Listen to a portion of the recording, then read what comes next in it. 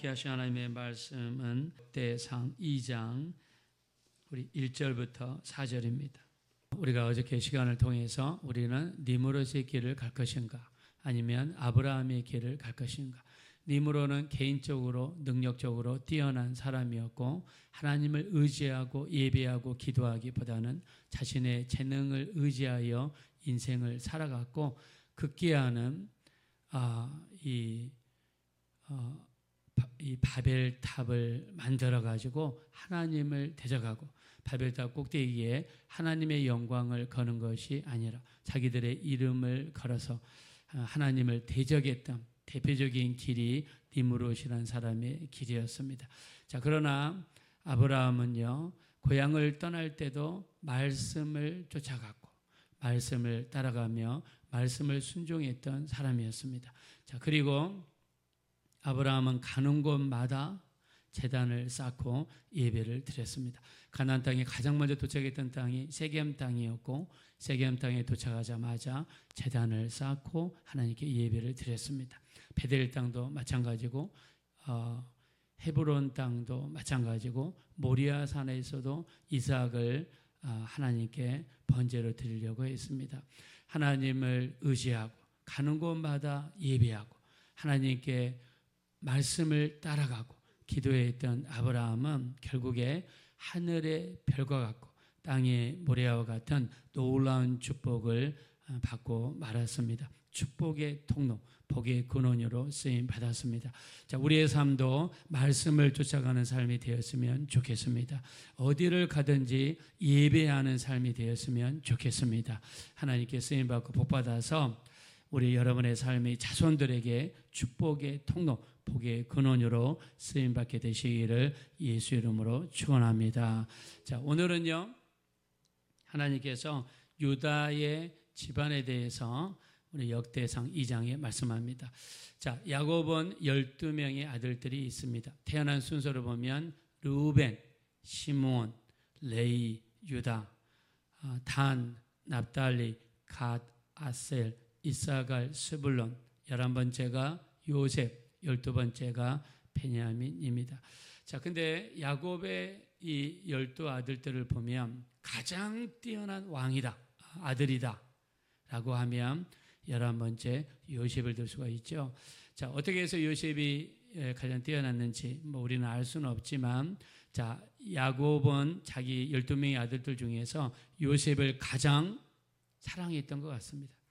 아마 똑똑했던지 아마 인물이 뛰어났던지 그 이유는 알 수는 없지만 12명의 아들들 중에서 유일하게 채색 옷을 입혀준 아들이에요. 자, 채색 옷은요, 다음 상속할 자에게 입혀주는 옷이고요, 다음에 족장이 될 자에게 입혀주는 옷입니다. 자, 순서로 따지면 앞에 10명의 형들이 있음에도 불구하고 11번째 요셉을 세운 것은 아마 그만큼 어떤 이유가 있었겠죠. 자, 그러나 아쉽게도 요셉은 17살 때 노예로 끌려가고 20살 때 제수가 되어서 10년 동안 제수 생활을 했습니다. 나이 30이 되어 바로의 꿈을 해석해 줌으로 말미암아 하루아침에 제수에서 한 나라의 넘버 2가 되는 두 번째 가장 높은 자리에 오르는, 그야말로 드라마틱한 인생을 산 사람이 바로 요셉입니다. 자, 근데요, 요셉은 개인적으로 보면 굉장히 뛰어난 사람인 것은 확실합니다.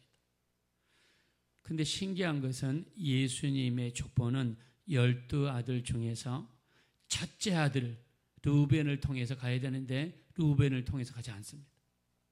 자, 르우벤은 어떤 사람이었습니까? 아버지가 야곱이 원래 본 부인이 누굽니까? 라헬이죠. 자, 본 부인은 라헬이에요. 자, 근데 첫날 밤에 딱 들어갔더니 자기가 사랑하는 라헬이 있는 게 아니라 레아가, 큰언니가 거기에 들어갔단 말입니다. 자, 그리고 나서 나중에 또 첩을 얻게 되죠. 종들을 첩으로 얻게 됩니다. 자, 아마 나중에 얻었던 첩들이 좀 젊었던 것 같습니다. 이 첫째 아들 루벤이 이 첩 하나를 건들게 됩니다. 그래서 장자의 직분을 잃어버리게 됩니다. 자, 그래서 루벤은 탈락해요. 자, 시므온과 레위는요, 성질이 불같은 사람들이에요. 불의를 참지 못하고 안 좋은 것을 보면 말보다는 주먹이 먼저 나가고 말보다는 칼이 먼저 나갔던 사람들이 시므온과 레위입니다. 그래서 자기들의 여동생이었던 이 다말이 이렇게 강간을 당하게 되죠. 그러니까 나중에는요, 이 시므온과 레위가 사람들을 데리고 가가지고 그 세겜 족속들을 완전히 초토화시키고 거기 있는 남자들을 다 죽여버리고 말았습니다. 자, 성격이 있지만은 그걸 다스리지 못했던 사람들, 이 사람들이 시므온과 레위입니다. 자, 근데 레위라는 사람들이 어떻게 해서 나중에 제사장의 직분이 되고 하나님께 쓰임 받는 제사장 집안이 되었느냐? 모세가 40일 동안 시내산에 올라가서 금식 기도하고 내려올 때 아론을 중심으로 해서 금송아지를 만들고 금송아지를 하나님이라고 하면서 우상을 숭배할 때에 거기에 단호하게 대적하고 심판할 때 하나님의 편에 서고 모세의 편에 서 가지고 우상을 척결하는데 앞장섰습니다. 이 일로 인해서 하나님의 점수를 따게 돼요. 자, 그래서 우리가 여기서 알 수 있는 거는요, 우리가 교회에서 무슨 일이 있거나 기독교에서 무슨 일이 일 때 우리는 철저하게 교회 편에 서야 되고 주의 종의 편에 서셔야 돼요. 설마 그 주의 종이 잘못이 있고 문제가 있다 할지라도 성경의 법칙은요, 교회 편이고 주의 종의 편입니다. 레위는요, 그 전에 수많은 사람들을 죽이고 살인자였고 성격으로 따지면 굉장히 난폭한 사람이었지만, 자, 우상 숭배로 인해서 모세가 양쪽으로 줄을 쫙 그은 다음에 하나님 편에 서는 자는 이쪽으로 오라 할 때 레위 지파가 가장 먼저 앞장서고 가장 먼저 모세 편에 서고 가장 먼저 총회, 즉 우리 광야에 있는 그 교회 편에 섰을 때 하나님은 레위 지파를 용서하시고 주의 종의 지파로, 제사장의 지파로 인도하여 주셨습니다. 자, 근데 요셉은요, 개인적으로 굉장히 뛰어난 사람이에요. 보세요. 17살에 노예로 끌려갔을 때 하나님만 의지하고 하나님께만 소망을 두고 하나님께만 기도했던 사람이 요셉이에요. 그래서 보디발의 집에 있었지만 보디발이 비록 노예의 신분이었던 요셉이지만 집안에 있는 모든 살림과 재산과 사람들 관리하는 것과 그 모든 것을 요셉의 손에 맡깁니다. 성경에서는 그거를 형통이라고 그랬어요. 그래서 형통의 이유는 하나님이 요셉과 함께 하셨더라 그랬습니다. 자, 하나님이 요셉과 함께 하신 이유 무엇일까요? 야고보서 4장 8절에 그 답이 있죠. 하나님을 가까이 하라. 그리하면 하나님이 너희를 가까이 하시리라 그랬습니다. 새벽 예배가 무엇입니까? 하루에 우리가 어떤 일을 하기 전에 가장 먼저 하나님께 첫 시간을 드리고 하나님을 가까이 하고 문제, 염려, 근심을 하나님의 손에 맡겨서 하나님의 인도해 주시고 우리를 도와주시도록 맡기는 행위가 새벽 기도의 시간입니다. 이 시간은 하나님을 가까이 하는 시간이고 그 결과로 하나님이 우리를 가까이 해 주실 줄로 믿습니다. 우리나라가요, 이 5,000년 역사예요.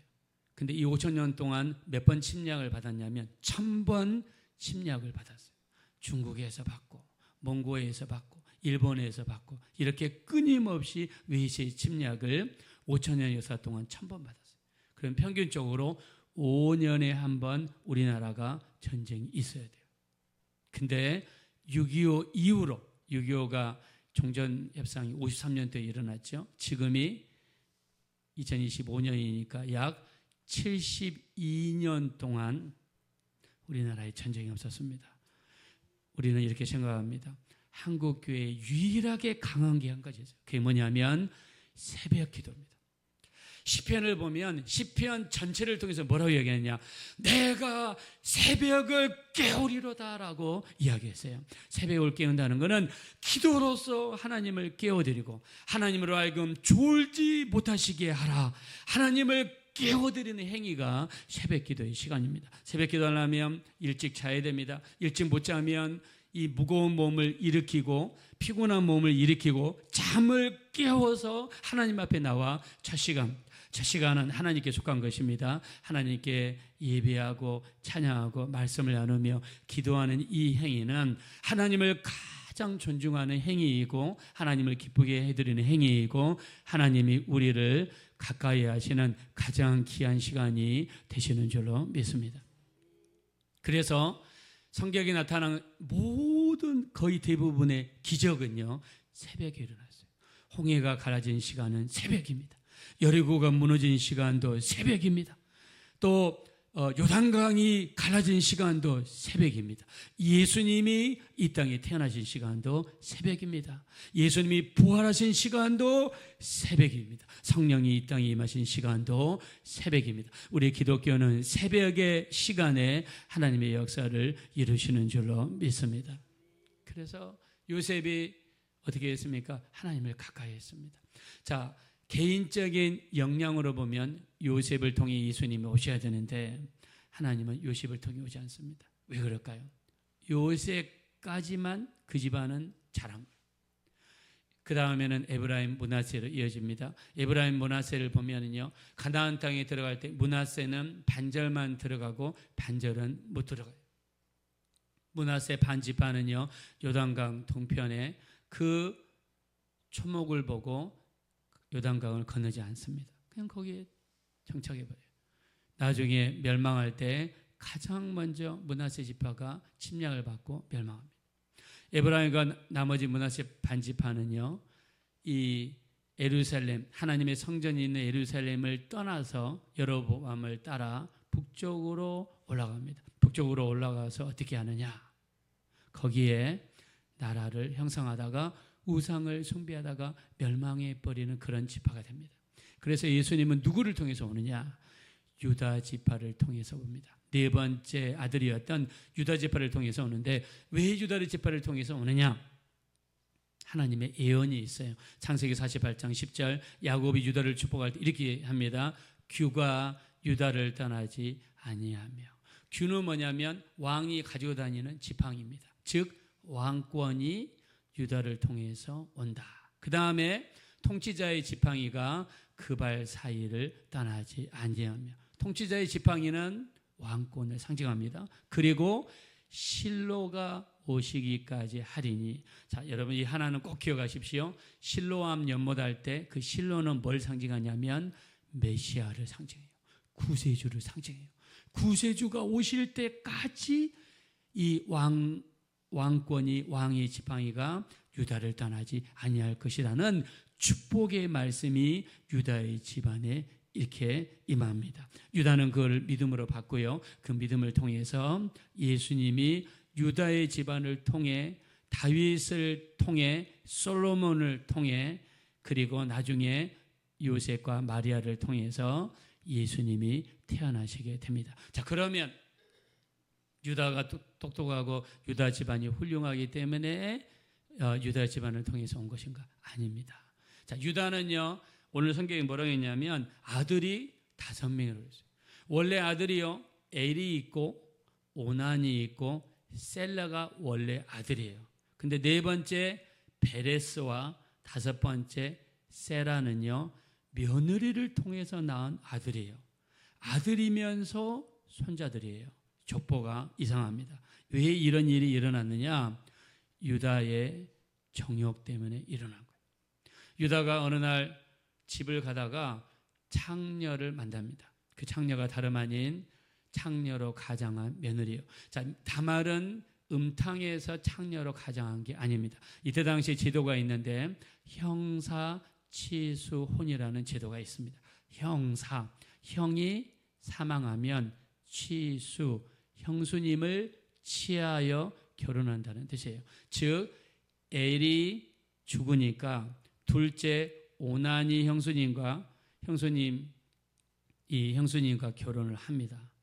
자, 근데 오난이 형수님을 통해 자기 아기를 갖기를 원치 않아서 피임을 합니다. 인위적으로 피임을 해요. 그리고 그 행위가 하나님 보시기에 악하게 보여가지고 둘째도 그냥 죽어버립니다. 자, 근데 가만히 이 시아버지 유다가 딱 보니까 며느리 다말이 들어와서 보니까는 자기 첫째 아들이 죽었어요. 둘째 아들이 죽었어요. 이 며느리가 기가 세다. 이 여자가 문제가 있다. 그래서 셋째를 줘야 돼야 됨에도 불구하고 셋째를 안 줍니다. 차일 피일 미루다가 안 줘버립니다.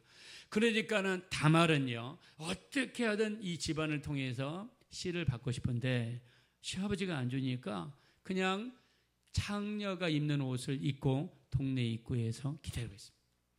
자, 그러면 믿음의 사람이라면 창녀가 있다고 그래서 길을 지나가다가 창녀가 있으면 거기 들어가면 됩니까? 안 되죠.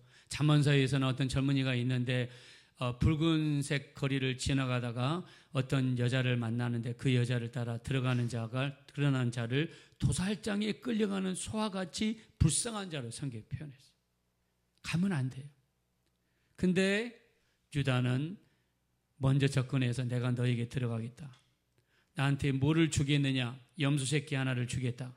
근데 염소 새끼가 없어요. 그러면 염소 새끼를 받을 때까지 담보물을 내놔라. 그러니까 유다가 뭘 줬냐면 자기 가지고 다니는 도장을 준 거예요. 도장은 물건을 거래하고 땅을 팔고 할 때 찍는 게 도장인데 도장과 도장에 달린 끈을 그 끈에다 묶어가지고 목에다 메고 다니거든요. 도장도 주고 끈도 주고 그 다음에 그 집안을 대표하는 지팡이까지 다말에게 줘버렸어요. 무슨 말입니까? 자기 육신의 정욕을 채우기 위해서 도장도 주고 도장에 끈도 주고 지팡이도 주고 모든 것을 다 주고 정욕을 채우는 이런 사람이 유다입니다. 근데 왜 유다의 집안이 이렇게 유명하고 오늘 족보에 나왔느냐? 그 집안을 통해서 누가 왔기 때문입니까? 예수님이 왔기 때문에. 그들이 그렇게 허물이 많고 문제가 많고 햄에도 불구하고 예수님이 그 집안을 통해서 왔기 때문에 유다의 집안이 대단하고 하나님께 쓰임받는 귀한 집안이 된 줄로 믿습니다.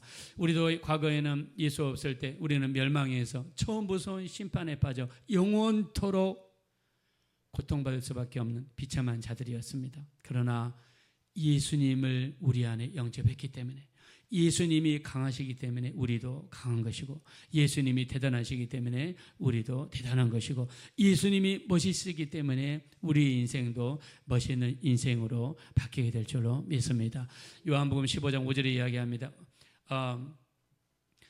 그는 포도나무요 우리는 가지니 그가 내 안에 내가 그 안에 있으면 이 사람은 많은 일을 하나니 너희가 나를 떠나서는 아무것도 할 수 없습니다 라고 말씀했습니다. 우리는 예수님을 떠나서는 아무것도 할 수 없는 가지가 되었습니다. 가지는 나무에 붙어 있어야 양분을 빨아들일 수 있고 잎을 낼 수가 있고 열매를 낼 수가 있습니다. 고린도후서 4장 7절에 얘기합니다. 우리가 이 큰 보배를 질그릇에 가졌으니 그랬습니다.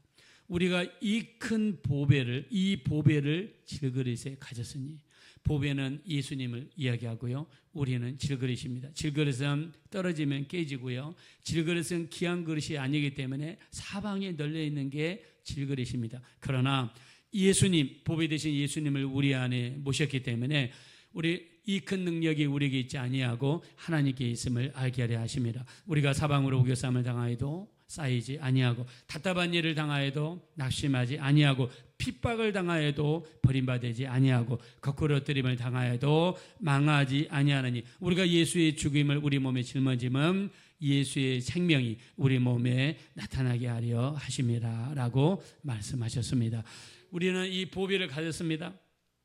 이 보배는 우리를 천국으로 인도하십니다. 이 보배가 우리 안에 계시기 때문에 마귀를 대적할 수 있고 승리할 수 있는 길을 열어주신 줄로 믿습니다. 예수님과도 교제하고 예수님이 우리를 통해서 마음껏 일하시게 하고 그 일하시는 방법은 기도하고 예배하고 말씀을 붙잡는 것입니다. 우리 안에 계신 예수님이 마음껏 일하시는데 쓰임받으시는 복된 삶이 되어지시기를 예수님의 이름으로 축원드립니다. 이 시간 기도하실 때 우리는 약합니다. 우리는 부족합니다. 우리는 넘어지기 쉽습니다. 그러나 우리가 강한 이유는 우리 재능 때문이 아니라 우리 안에 계신 예수님 때문에 우리는 강하게 되었습니다. 예수님으로 충만하게 하시고 주님의 뜻을 거스르지 않게 하시고 주의 말씀에 순종하며 성령으로 우리 속에 임하신 우리 예수님과 깊은 영적인 교제가 날마다 우리 기도와 예배와 말씀을 통해서 이루어지게 하셔서 예수님으로 말미암아 승리하며 예수님으로 말미암아 쓰임받으며 하나님께 큰 영광 돌릴 수 있는 예수로 충만한 우리의 삶이 되게 해달라고 합심으로 간절히 기도하겠습니다. 돌아오시고자 아버지 하나님, 진심으로 감사합니다. 우리의 삶이 성령께 붙잡히고 예수님께 붙잡히기 원합니다. 영으로 우리 가운데 임하신 우리 성령님으로 말미암아 예수님께서 우리에게 보내주신 성령님으로 말미암아 우리가 충만하기 원합니다. 우리는 약한 질그릇입니다. 깨어지기 쉽고 넘어지기 쉽습니다. 시험 들기 쉽습니다. 그러나 너희가 나를 떠나서는 아무것도 할 수 없다고 하셨습니다. 우리 예수님으로 충만하기 원합니다. 예수님으로 붙잡히기 원합니다. 예수님의 인도함 받기 원합니다. 예수로 충만하게 도와주시어서 주님께 쓰임받고 영광 돌려드릴 수 있는 복된 인생이 될 수 있도록 우리 하나님 인도하여 주시옵소서.